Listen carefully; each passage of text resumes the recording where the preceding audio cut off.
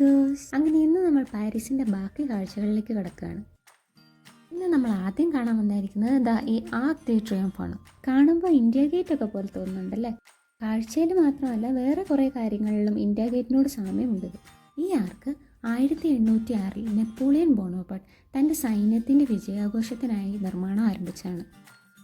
ആർച്ചിൻ്റെ ചുവരിലെല്ലാം France സൈന്യത്തിൻ്റെ വിജയത്തെ സൂചിപ്പിക്കുന്ന എഴുത്തുകളും ശില്പങ്ങളും എല്ലാം കാണാം.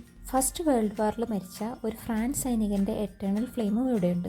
ഇന്നൊരു ക്രിസ്മസ് ഡേ ആയതുകൊണ്ട് തന്നെ പോലീസിൻ്റെ വക ഒരു പരേഡൊക്കെ ഞങ്ങൾക്ക് കാണാൻ പറ്റി. അപ്പോഴേക്കും ഉച്ചയായിരുന്നു. പിന്നെ ഞങ്ങൾ മെക്ഡിയിൽ പോയി ഉച്ചത്തെ ഫുഡൊക്കെ കഴിച്ചിട്ട് പാരീസിൻ്റെ ഫാഷൻ സ്ട്രീറ്റിൽ കൂടെ നടന്നു. അങ്ങനെ നടന്നപ്പോൾ ഒരു ഇൻട്രസ്റ്റിംഗ് ആയിട്ടൊരു കാര്യം കണ്ടു. നമ്മുടെ ഫോട്ടോസ് ന്യൂസ് പേപ്പറിൽ വരുന്ന പോലെ. അങ്ങനെ ഞങ്ങളും വരുത്തി പത്രത്തിലൊരു പടം. പിന്നീട് ഞങ്ങൾ കാണാൻ പോയത് ഈ ഒബ്ലിസ്ക് ആണ്. ഇത് 1830 ഈജിപ്ത് റൂളറായ മുഹമ്മദ് അലി പാഷ ഫ്രാൻസിന് നൽകിയതാണ്. 3000 വർഷങ്ങൾക്ക് മുമ്പേ ഈജിപ്ത് ലക്സർ ടെമ്പിളിൻ്റെ മുന്നിലുണ്ടായിരുന്നതാണിത്. പിന്നീട് ഇത് ഇങ്ങോട്ട് ട്രാൻസ്പോർട്ട് ചെയ്തതാണ്. ഒബ്ലിസ്കിൻ്റെ ഓപ്പോസിറ്റ് ഈ ഫൗണ്ടനും കണ്ടു. അവിടെ ചെറിയ രീതിക്ക് ഒരു ക്രിസ്മസ് ഫെയർ ഒക്കെ നടക്കുന്നുണ്ടായിരുന്നു. അങ്ങനെ ഞങ്ങൾ പയ്യെ അതൊക്കെ കണ്ട് ആസ്വദിച്ച് അടുത്ത ഗാർഡനിലേക്ക് പോയി. ഗാർഡൻ്റെ നടുക്കായിട്ട് ഇങ്ങനെ ഒരു പോണ്ടും അവിടെ കുറച്ച് സീഗൾസും ഒക്കെ ഉണ്ടായിരുന്നു. പിന്നീട് ഞങ്ങൾ പോയത് ഇവിടുത്തെ അത്യാവശ്യം വലിയൊരു ക്രിസ്മസ് മാർക്കറ്റിലേക്കായിരുന്നു. അത്യാവശ്യം നല്ല തിരക്കുണ്ടായിരുന്നു ഇവിടെ. ഫെയറിൻ്റെ ഒരു സൈഡിൽ കുറേ ഫൺ ഹൗസ് ഉണ്ടായിരുന്നു. അതിലൊരെണ്ണത്തിൽ ഞങ്ങളും കയറി.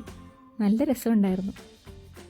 ചെറുപ്പത്തിൽ പോഗോ ടി വി കണ്ട പല ആക്ടിവിറ്റീസും ഓർമ്മ വന്നു. ക്രിസ്മസ് മാർക്കറ്റിൻ്റെ വേറൊരു സൈഡ് പല വെറൈറ്റി ഫുഡായിരുന്നു. അതിൽ കൂടുതലും സ്വീറ്റ്സ് തന്നെയായിരുന്നു. അവിടുന്ന് ഞങ്ങളൊരു മാക്രോൺ ട്രൈ ചെയ്തു. അങ്ങനെ ക്രിസ്മസ് മാർക്കറ്റൊക്കെ കണ്ട് പിന്നീട് ഞങ്ങൾ പോയത് പ്രശസ്തമായ നോട്രെ ഡാം കത്തീഡ്രലിലേക്കായിരുന്നു. 1345 നിർമ്മിച്ച ഈ കത്തീഡ്രൽ ഇതിൻ്റെ ഗാത്തിക് ആർക്കിടെക്ചർ കൊണ്ട് വളരെ ഫേമസ് ആണ്. 2019 ഏപ്രിൽ 15 ഒരു വലിയ തീപിടുത്തത്തിൽ ഈ കത്തീഡ്രലിന് വളരെയധികം നാശം സംഭവിച്ചിരുന്നു. പിന്നീട് റിനോവേറ്റ് ചെയ്ത് 2024 ഡിസംബർ 8 പബ്ലിക്കിന് വീണ്ടും ഇത് തുറന്നു കൊടുത്തു. ഈ ഇടയ്ക്ക് റീ ഓപ്പണിംഗ് ആയിരുന്നതുകൊണ്ട് തന്നെ വളരെയധികം തിരക്കായിരുന്നു ഈ കത്തീഡ്രലിൽ കയറാൻ. ഞങ്ങൾക്ക് സ്ലോട്ട് കിട്ടിയില്ല, അതുകൊണ്ട് ഉള്ളിൽ കയറാൻ പറ്റിയില്ല. കത്തീഡ്രലിൻ്റെ റിനോവേഷൻ ഇപ്പോഴും കഴിഞ്ഞിട്ടില്ല. അങ്ങനെ ഞങ്ങൾ അവിടുത്തെ പുറം കാഴ്ചകളൊക്കെ കണ്ടിട്ട് തൊട്ടടുത്ത സോനിയർ ഷോപ്പിൽ പോയി. ഈ മ്യൂസിക് പരിചയമുണ്ടോ? ഇത് കൊള്ളാലേ. അങ്ങനെ ഞങ്ങൾ അവിടുത്തെ കാഴ്ചകളൊക്കെ കണ്ടിട്ട് പിന്നീട് തിരിച്ച് റൂമിലേക്ക് പോയി.